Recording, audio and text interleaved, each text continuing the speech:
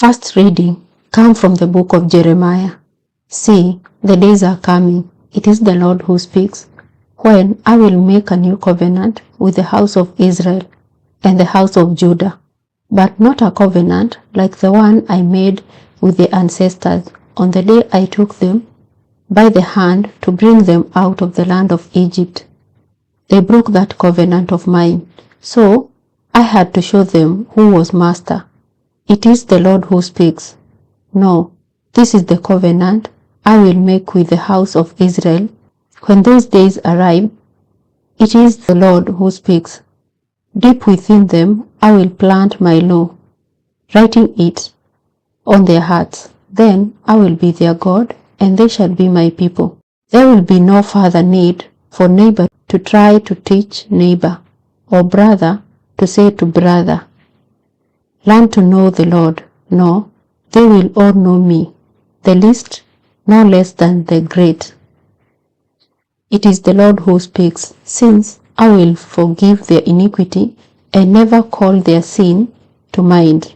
The word of the Lord. Responsorial Psalm, and the response is, a pure heart create for me, O God. A pure heart create for me, O God. Put a steadfast spirit within me. Do not cast me away from your presence, nor deprive me of your Holy Spirit. A pure heart create for me, O God. Give me again the joy of your help. With a spirit of favor sustain me, that I may teach transgressor your ways, and sinner may return to you. A pure heart create for me, O God. For in sacrifice you take no delight. Burnt offering from me you'll refuse. My sacrifice, a contrite spirit, a humble, a contrite heart you will not spurn. A pure heart create for me, O God.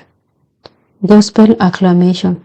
Alleluia, alleluia. The Lord is faithful in all his words, and loving in all his deeds. Alleluia. Gospel come from the book of Matthew. When Jesus came to the region of Caesarea Philippi, he put this question to his disciples. Who do people say the Son of Man is? And they said, some say he is John the Baptist, some Elijah, and other Jeremiah, or one of the prophets. But you, he said, who do you say I am? Then Simon Peter spoke up. You are the Christ, he said, the Son of the living God. Jesus replied, Simon, son of Jonah, you are a happy man, because it was not flesh and blood that revealed this to you, but my Father in heaven. So I now say to you, you are Peter, and on this rock I will build my church, and the gates of the underworld can never hold out against it. I will give you the keys of the kingdom of heaven. Whatever you bid on earth shall be considered bound in heaven.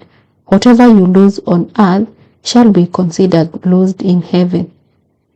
Then he gave the disciples strict orders not to tell anyone that he was the Christ. From that time, Jesus began to make it clear to his disciples that he was destined to go to Jerusalem and suffer grievously at the hands of the elders and the chief priests and the scribes, to be put to death, and to be raised up on the third day. Then, taking him aside, Peter started to remonstrate with him. Heavens preserve you, Lord, he said. This must not happen to you. But he turned and said to Peter, Get behind me, Satan. You are an obstacle in my path, because the way you think is not God's way, but man's. The Gospel of the Lord.